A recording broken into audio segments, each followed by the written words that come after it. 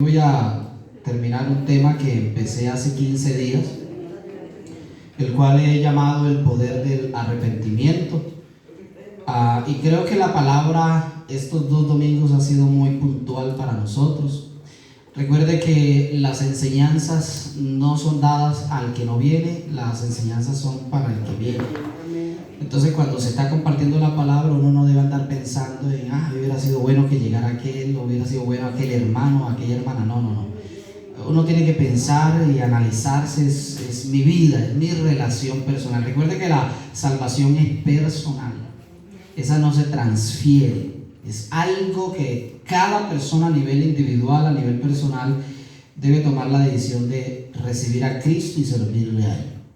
Así que creo que la palabra ha sido muy puntual en invitarnos como iglesia a llevar una vida que refleje un arrepentimiento genuino. Y recuerden ustedes que el texto base que hemos venido compartiendo es Mateo 4:17, donde dice la palabra que desde entonces comenzó Jesús a predicar y a decir: arrepentíos porque el reino de los cielos se ha acercado. Y ustedes recordarán que he sido insistente en esto cuando les he dicho que hoy más que nunca la iglesia debe volver al mensaje original de nuestro Señor Jesucristo. Y no estoy en contra de ninguna predicación de prosperidad, porque creo que Dios es un Dios que también prospera. ¿Cuántos dicen amén?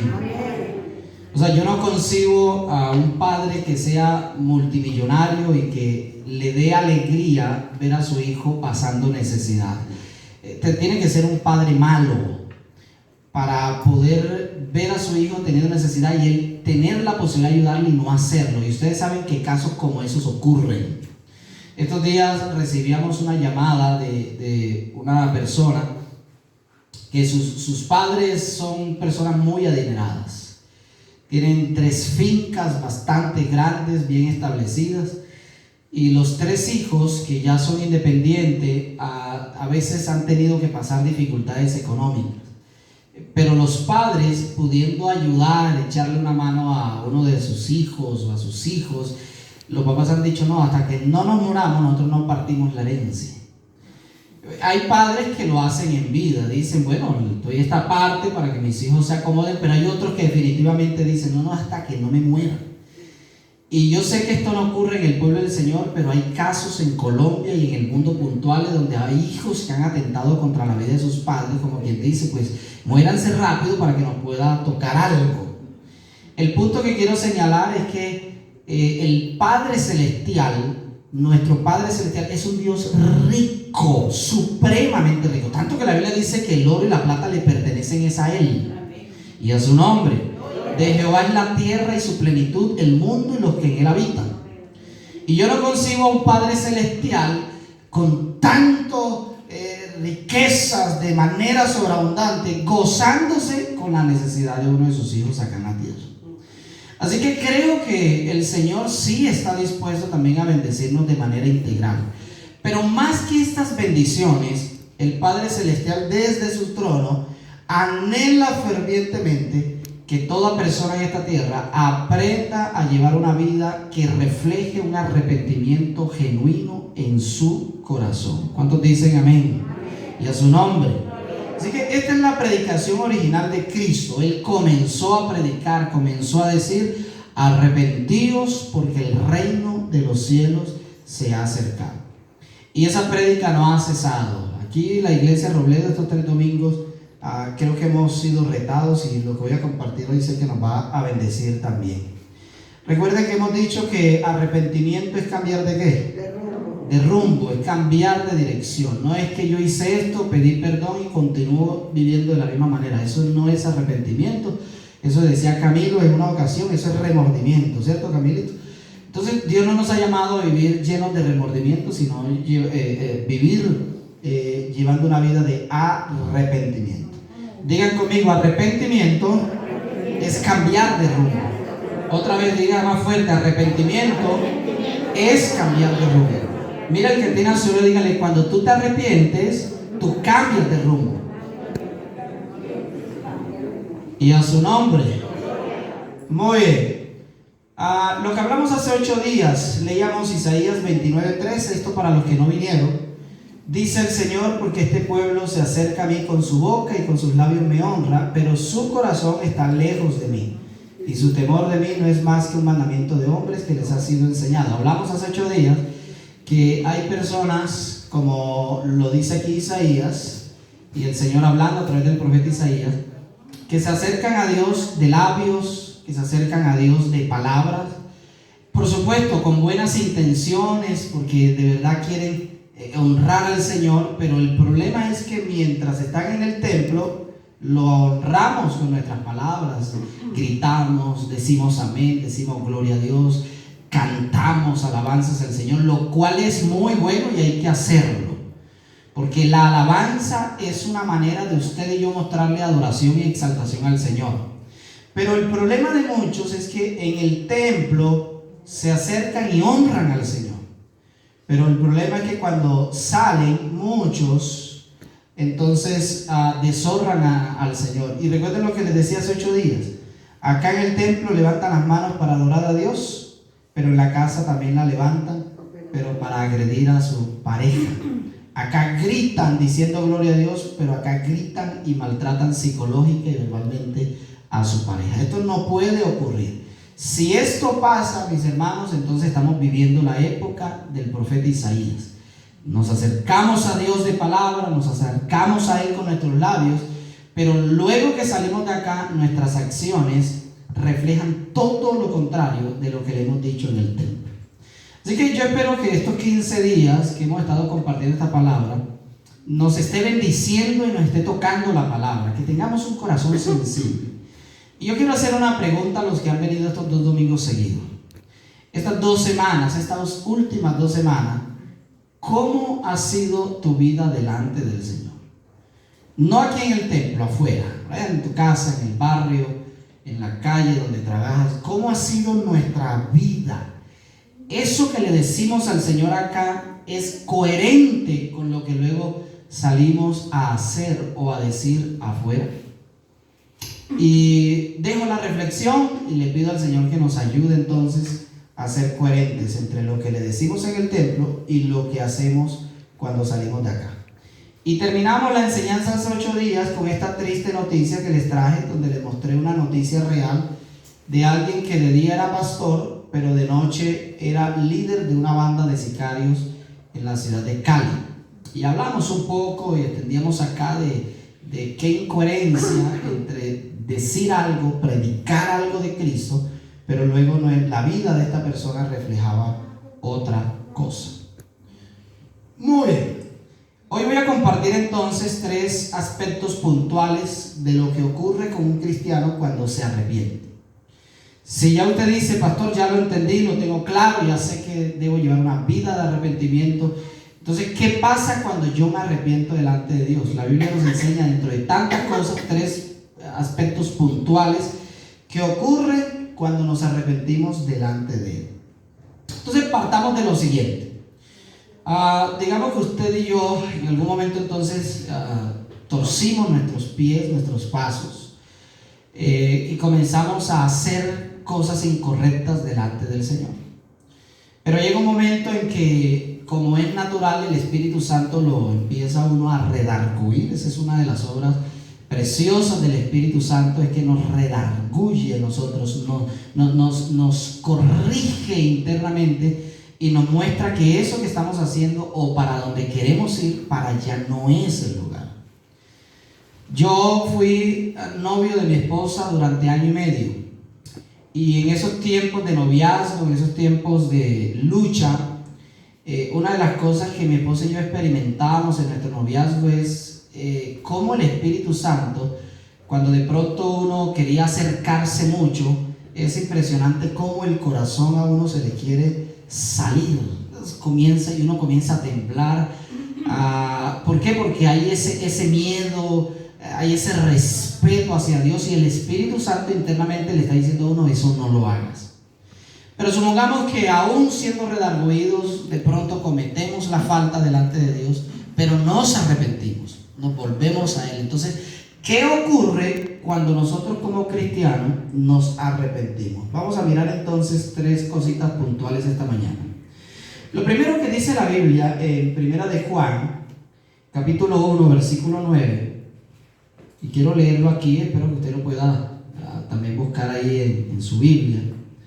Pero la Biblia dice en Primera de Juan, capítulo 1, versículo 9, lo siguiente, y esta es una promesa espectacular para nosotros. Dice la palabra: si confesamos nuestros pecados, Él es que, mis hermanos, fiel y justo para perdonar nuestros pecados y para limpiarnos de toda maldad.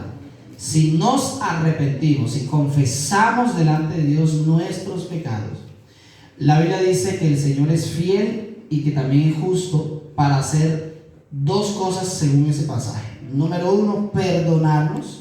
Y número 2, me llama siempre la atención cuando en este versículo esto de limpiarnos de toda maldad. No solo nos perdona, sino que nos limpia.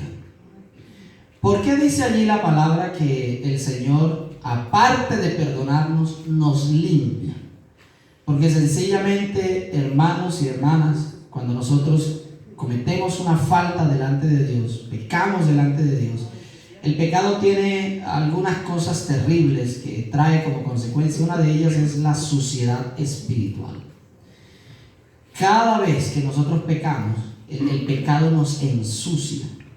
Uno se siente el más vil, inclusive no sé si le ha pasado a usted, uno siente como que todos se dieron cuenta del mal comportamiento o la mala conducta que hice. ¿Por qué? Porque el pecado nos ensucia y uno se siente delante de Dios que no es capaz ni siquiera de orar. Bueno, creo que esa es la experiencia de todos, ¿cierto? Eso sí, el Espíritu Santo está en nuestra vida. Porque también hay que ser sincero, hay personas que pecan y no sienten absolutamente nada. O sea, ya eso se convirtió en un estilo ¿de qué? De vida. Y la Biblia dice que el corazón se vuelve tan duro que la persona ya no siente nada. Pero cuando usted tiene el Espíritu Santo y usted anhela honrar al Señor, ser fiel al Señor, uno comete una falta y uno se siente totalmente sucio. Yo he tenido momentos en que personas se me acercan y me dicen: pastor, por favor, ore a Dios por mí y pídale que me perdone. No, pero dale, tú lo puedes hacer, Dios te perdona. No, yo lo que hice, yo no tengo cara para presentarme delante de Dios. Mis hermanos, cualquier pecado que nosotros cometamos, si nos arrepentimos, el Señor en su palabra promete perdonarnos. ¿Cuántos dicen amén? Amén. Pero también promete limpiarnos. Y es increíble el poder que tiene el arrepentimiento, que trae una limpieza espiritual a nuestra vida. Hace algunos años atrás, un ministro de alabanza iba a ministrar en uno de los servicios y se acerca para decirme: pastor, yo no voy a cantar hoy, no voy a ministrar hoy. Le dije: ¿por qué no ensayaste? Sí ensayé, pero es que, pastor, le confieso, esta semana yo cometí un pecado grave delante de Dios y yo no me siento bien delante de Él. ¿Ya le pediste perdón a Dios? Sí, ya le pedí perdón. Bueno, el Señor promete limpiar, pero es que yo me siento sucio. Y este es un punto terrible del pecado. Vuelvo a repetir, el pecado trae suciedad. Pero también, mis hermanos, el arrepentimiento trae limpieza a nuestra vida y a su nombre. Y cuando nos arrepentimos podemos retomar la relación con el Señor. Usted puede volver a tener intimidad con Él. Usted puede volver a leer las Escrituras. Usted puede levantar sus manos. Y hay una libertad tremenda en nuestro espíritu que trae el arrepentimiento. Así que la primera cosa, el primer poder del arrepentimiento es que Dios nos perdona y nos... Diga conmigo: cuando me arrepiento, Dios me perdona, pero también me limpia. Número 2, según Proverbios 28:13, que lo leíamos hace 15 días, la palabra dice de la siguiente manera en Proverbios 28:13: el que confiesa sus pecados, el que encubre, sus pecados, no prosperará. Pero el que los confiesa y se aparta, ¿qué ocurre? Alcanza la misericordia. Entonces, no solo el arrepentimiento produce perdón de Dios en nuestras vidas, ni solamente produce limpieza en nuestras vidas, sino que el arrepentimiento se convierte en una manera para nosotros alcanzar la misericordia del Señor. Y esto suena como contradictorio, porque usted me puede decir, pastor, pero ¿cómo así que la misericordia se puede alcanzar? Sí, ahí está en la Biblia. El que lo confiesa y se aparta, ¿qué dice? Alcanza la misericordia del Señor. Es decir, la misericordia de Dios siempre está lista para dar. Siempre está en disposición para todos nosotros. Lo único que necesitamos es reconocer cuando le fallamos al Señor, arrepentirnos de todo corazón, y ahí está la misericordia de Dios. Tenemos que definir esta mañana lo que es la misericordia, y quisiera escuchar a uno de ustedes. Para usted, ¿qué es la misericordia? A ver, alguien, dígame, un caballero primero y luego una mujer. ¿Qué es la misericordia? Compasión, dice la pastora Elizabeth. Misericordia es compasión, perfecto. Mi hermano, compadecerse, sí, Señor. ¿Alguien más quisiera añadir algo?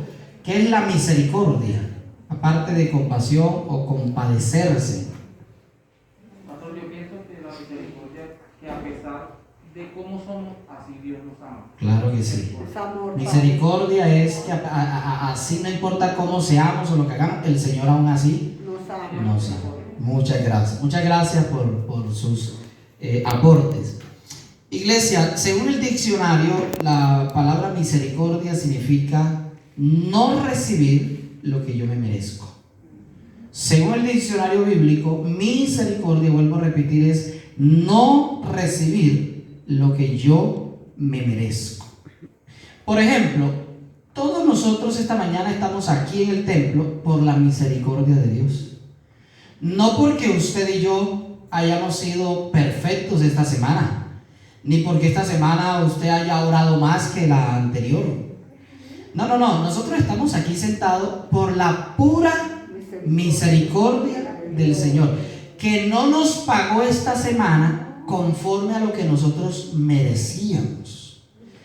Cuando la palabra del Señor dice que si confesamos nuestros pecados y nos apartamos alcanzamos misericordia, es decir, que aquello que ya estaba destinado a llegarnos como consecuencia de nuestro mal acto, nuestro mal comportamiento, cuando nos arrepentimos, el Señor dice, ya no va a llegar eso que venía para tu vida. Y recuerden que alguien dijo hace 15 días que todo pecado trae consecuencias. Sí, es verdad.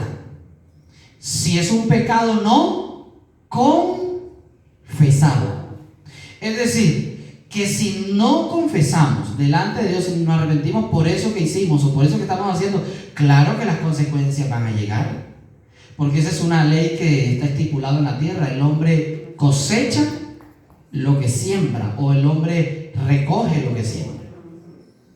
Pero cuando nos arrepentimos, eso que venía para nosotros como castigo o consecuencia de nuestro mal acto, en el momento en que nos arrepentimos, deja inmediatamente de tener fuerza contra nosotros, porque misericordia es no recibir algo que nosotros merecíamos. Y a su nombre.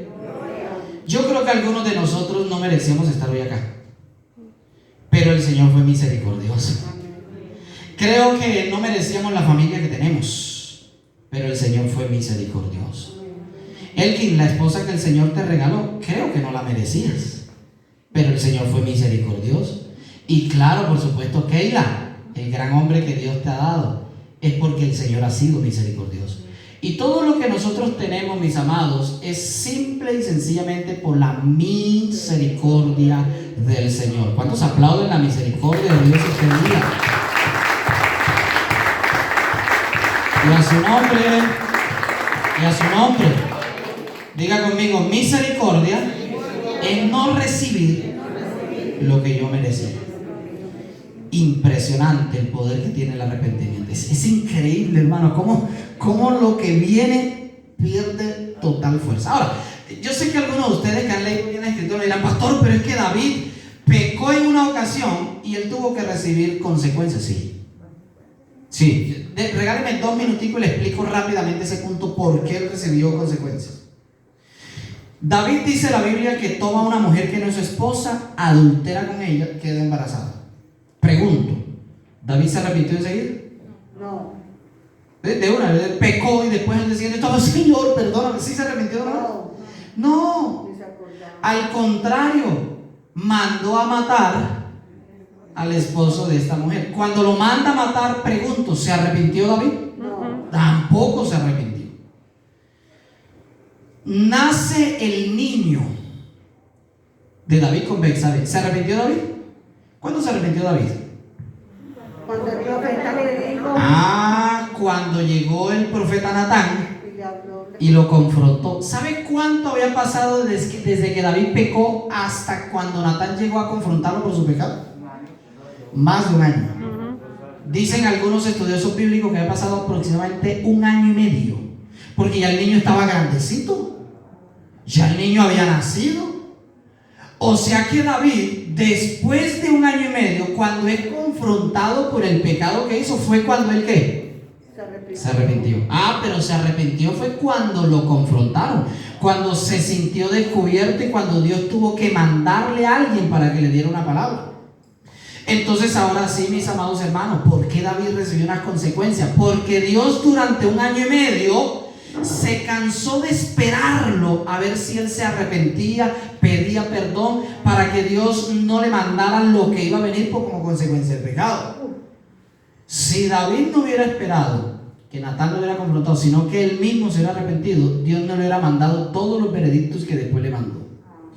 Así que por favor, iglesia, ojo a la palabra esta mañana. No sea de los que piensen entonces que si yo peco me llegan consecuencias, porque entonces ¿qué hacemos en esta tierra? La Biblia es clara cuando dice que si nosotros pecamos pero confesamos ese pecado y nos apartamos, alcanzamos ¿la qué? La misericordia del Señor. Y vuelvo a repetir, es decir, que todo aquello que venía para nosotros como consecuencia de nuestro pecado pierde autoridad y pierde poder. ¿Alguien está entendiendo la palabra esta mañana? Porque si no, imagínense, todos los días recibiéramos usted y yo consecuencias, porque todos los días nosotros pecamos. Pero también todos los días debemos arrepentirnos delante del Señor. Levanta una de sus manos al cielo y diga conmigo: Señor Jesús, yo peco muchas veces, pero te doy gracias porque el arrepentimiento me permite alcanzar tu misericordia. Dele fuerte el aplauso a Dios esta mañana, mi hermano.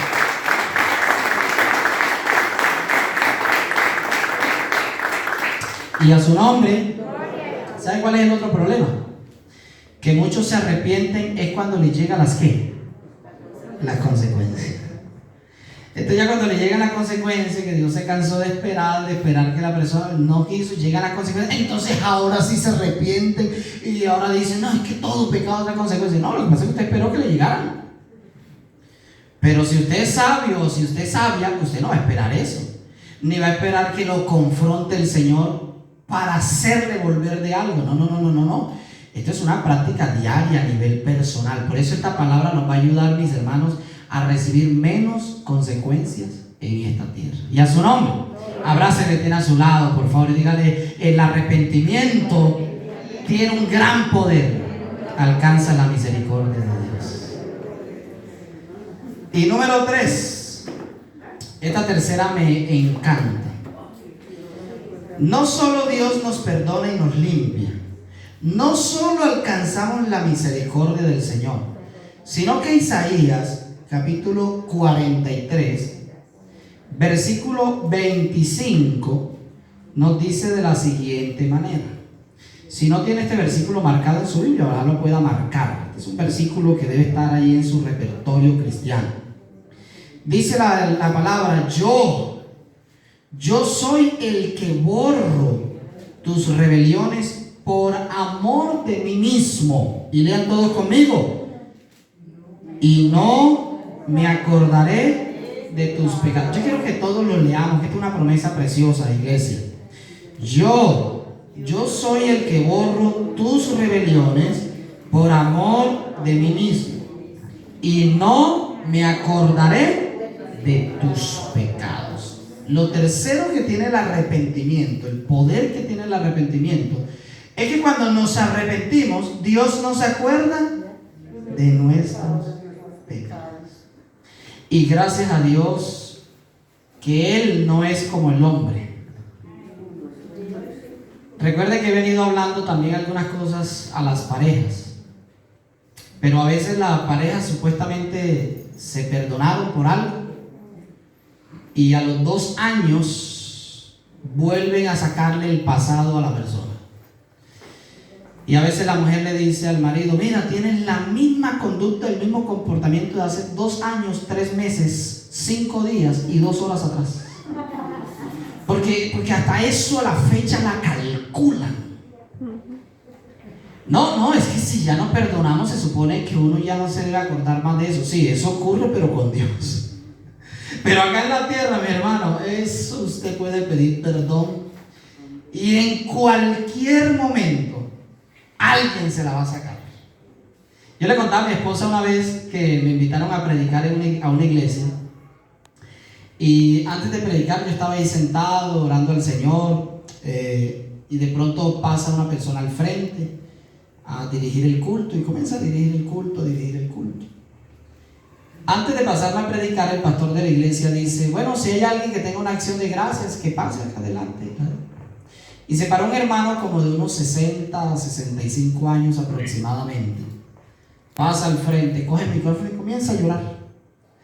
Y ya cuando medio se controló, dijo: ay, madre, que a mí me da tanta alegría ver dirigiendo al hermano tal. Ay, porque eso que él hizo hace 12 años, eso sí nos dolió acá en la iglesia. Cuando usted se fue de la casa y dejó a la mujer y volvió al año, eso nos dolió. Pero gloria a Dios que Dios restaura, hermano. Y los que no sabíamos nada, hay acciones de gracia que ni siquiera hay que darlas. Hay acciones de gracia que hay que conservarlas en el corazón. Entonces lo que quiero decir es que el hombre en cualquier momento saca algo. Pero nuestro Padre Celestial, cuando usted y yo nos arrepentimos, Él promete que no sé qué. Ya Él no se acuerda de nuestros pecados. ¿Cuántos dicen amén? Les voy a poner 2 ejemplos y voy a terminar con esto. 2 ejemplos puntuales de lo que es el poder del arrepentimiento. Cómo Dios perdona, cómo limpia, cómo se alcanza la misericordia y cómo literalmente Dios nos acuerda más de nuestros pecados. Entonces vamos aquí con esto. Hablemos un poquito aquí de Pedro, el apóstol Pedro. Hago una pregunta, pero yo les agradezco que todos hagan silencio y solo me responde la persona al que yo le pregunto. Los demás, tranquilo, en silencio, que de pronto le pregunto a usted también. ¿Ustedes recuerdan cuando Pedro negó a Jesús, cierto? Recuerden, muy bien. Hermano Jader Figueroa, ¿cuántas veces cantó el gallo antes de que Pedro negara a Jesús? 3. Muy bien, muchas gracias. Muy bien, mi hermana, ¿cuántas veces cantó el gallo antes de que Pedro negara a Jesús? 3 veces. Muy bien. Muy bien. José Exigio, ¿cuántas veces cantó el gallo antes de que Pedro negara a Jesús? 3 veces. Ese gallo cantó 3 veces. Pastora Elisa, sí señora.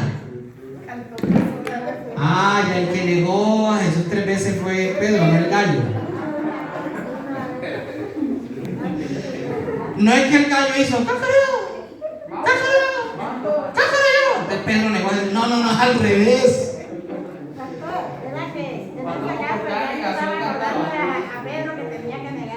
Estaba recordando que tenía que negar. Muy bien, ¿cómo? Cada vez que cantaba, Pedro se acordaba que Bueno, mis hermanos, no se preocupen que esa es una cascarita solamente. Cualquiera se va por ahí. Sí, exacto, es al revés. Muy bien. La Biblia nos menciona a nosotros que Pedro negó a Jesús 3 veces. Y esto del gallo, eso tiene diferentes interpretaciones. Algunos dicen que gallo era una persona que gritaba en la puerta de Jerusalén anunciando el horario de la noche, del día. Esa es una interpretación. Otros dicen que el gallo literalmente era un gallo. Bueno, aquí el punto no es si el gallo era una persona o si era un animal. Aquí el punto de este pasaje bíblico es que Pedro negó a Jesús 3 veces. Y dice Mateo 26, versículo 75, que Pedro hizo algo cuando el gallo cantó. Dice Mateo 26, 75 de la siguiente manera: entonces Pedro se acordó, no, leamos el 74. Entonces él comenzó a maldecir y a jurar: no conozco al hombre. Y enseguida cantó el gallo. No 3 veces, oye. 75. Entonces Pedro se acordó de las palabras de Jesús, que le había dicho: antes que cante el gallo, me negarás 3 veces. Y saliendo fuera, lloró amargamente. Ahí en ese lloro de amargura, ahí hay arrepentimiento en la vida de Pedro. Y ustedes saben que el pecado de Pedro no es solamente que él negó a Jesús, él cometió varios pecados ahí. Enumerémoslo puntualmente. Número 1, negó a Jesús. Y ya Jesús le había dicho que el que lo negara delante de los hombres, ¿qué iba a hacer Jesús? Lo iba a negar también delante del Padre. Jesús le había enseñado, pero a Pedro se le olvidó, porque, mis hermanos, mire, ¿cuántas veces a usted y a mí no se nos olvida una palabra en un momento específico? Y después que cometemos la falta, es que nos acordamos de lo que la Biblia dice. Eso le pasó a Pedro. Se le olvidó al hombre que el que negara a Jesús delante de los hombres, él iba a negarlo también delante de su Padre. Ese es el primer pecado. 2, Pedro mintió, porque él sí era seguidor de Jesús, pero Pedro dijo: oye, yo no lo conozco. 3, Pedro juró, y ya Jesús les había enseñado que no podía uno jurar por quién, ni por el cielo, porque es su trono, ni por la tierra, porque es el estrado de sus pies, sino que vuestro sí sea sí, y lo que es vuestro no sea no, porque lo que es mal de esto, de mal conviene, dijo Jesús. Y a Pedro se le olvidó que el cristiano no debe andar jurando. Maldijo. Van 4.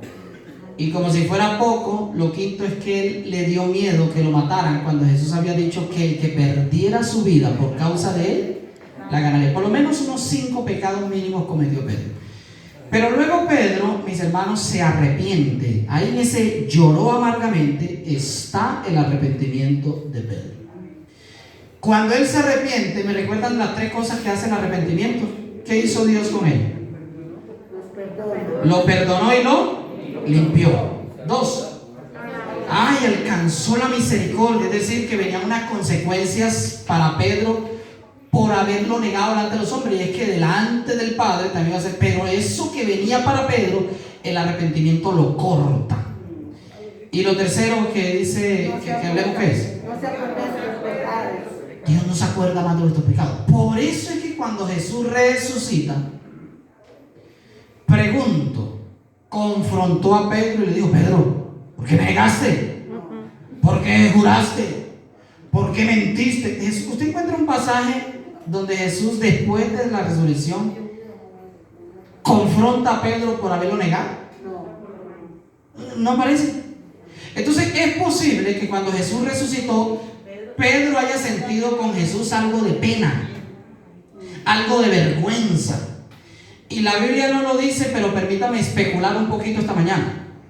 Es posible que Pedro, por ser humano, yo sé que todos nosotros lo haríamos, uno cuando tiene vergüenza con alguien, uno no está tranquilo hasta cuándo, Ángel, hasta que uno habla con la persona. Del resto uno no es capaz de entablar ningún diálogo. Entonces es posible que Pedro se le haya acercado a Jesús a decirle: maestro, lo que pasa es que yo quería pedirte perdón. ¿Y por qué, Pedro? Por los 5 pecados que cometí aquella noche que tuviste entregado. ¿Cuál? Cuando te negué, cuando mentí, cuando juré, cuando maldije y cuando no entregué mi vida por ti. Y Jesús, es posible que le haya dicho: ¿y eso cuándo fue? La noche cuando fuiste allá arrestado, esa noche tú me habías dicho que antes de que yo cantara, no 3 veces sino una vez, yo te iba a negar 3 veces. Yo no me acuerdo. Señor, no te hagas. ¿Cómo que no te vas a acordar si eso tú lo sabes todo. No. ¿Eso fue cuando? La noche que tuviste. No, la verdad ni me acuerdo. ¿Por qué me atrevo a decir esto? Porque es que si Jesús se acordara, entonces lo que la palabra dice es mentira. Pero la Biblia dice que cuando nos arrepentimos, el Señor ya no se acuerda de nuestros pecados. Entonces, vuelvo a repetir lo que le he dicho durante estos domingos. Hay cristianos pidiéndole perdón a Dios por pecado viejo que ya Dios ni se acuerda. Y Dios le dice, pero ¿cuándo le pegaste a esa abuelita? Señor, que ya ves por no darme el puesto de mi esposo. Yo no me acuerdo. ¿Cómo que, oh Señor, si eso salió por las noticias? No me acuerdo. Es que desde el momento en que tú te arrepientes, yo no me acuerdo más de tus pecados. Él los borra totalmente. ¿Cuántos dicen amén esta mañana? Vamos, levanta una de sus manos y diga conmigo: cuando yo me arrepiento, no importa el pecado que sea, el Señor no se acuerda de él. Y soy libre en Cristo Jesús. Vamos, aplaude el nombre del Señor.